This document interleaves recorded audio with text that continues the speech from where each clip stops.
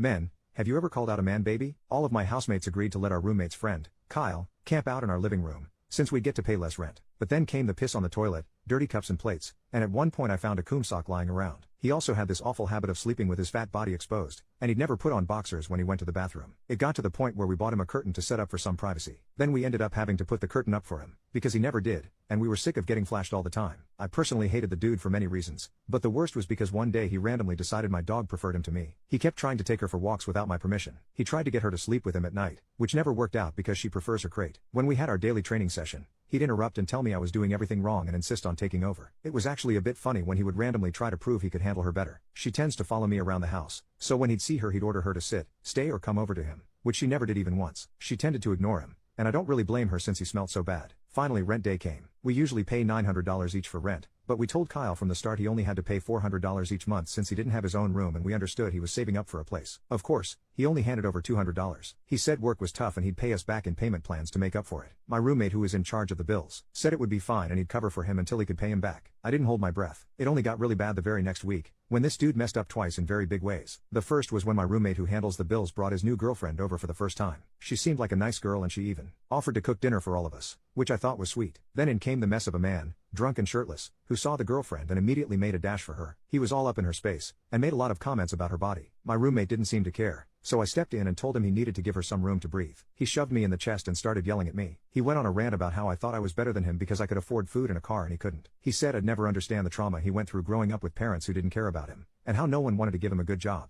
I legit looked this man in the eye and told him he had no right to assume his life was more difficult than anyone else's, that he knew nothing and needed to stop the woes me act, because it did nothing but make him seem like a moocher for attention. At this point the girlfriend just grabbed her purse and left. I really don't blame her. I tried to leave myself, when Kyle physically stopped me and asked if I wanted to fight. Now the thing is, Kyle is actually a really big dude, and could do some serious damage if he tried. I turned to my roommate that had invited him here, and told him to do something about this drunk mess because I wasn't anyone's parent here, and I would absolutely sue if he assaulted me. My roommate went over and talked to Kyle, and he calmed down. By the next day it seemed like he either forgot, or was pretending the previous day hadn't happened. I couldn't tell you which. Then 2 days later I came home from work to find vomit throughout the house. At first I thought it was Kyle. It seemed his style, but then I saw my dog in my bedroom throwing up. I got really worried and rushed her to the vet. I texted my roommates to ask what happened, and one texted back saying Kyle woke up and found dry spaghetti noodles all over the floor. I told the vet and they said she was probably just dehydrated. They did some tests, and ended up pumping some water into the back of her neck to help her rehydrate. They said she'd look like a camel with the bump for a while, but that it would go down and she would be fine. I brought her back home and found the vomit still there, so I cleaned it up. I went to the others and asked who the hell left a box of spaghetti open, where my dog could reach it. Kyle said he had left the pantry cabinet door open, but it wasn't his fault, my dog was so badly trained. I immediately knew he was full of bull. Our pantry door closes automatically, and the only way my dog could have gotten in there was if it was propped open. I said as much, and he said maybe I deserve my dog getting sick since I wasn't a good dog parent. I effing lost it. I ran forward to punch him, but was stopped by my 2 roommates,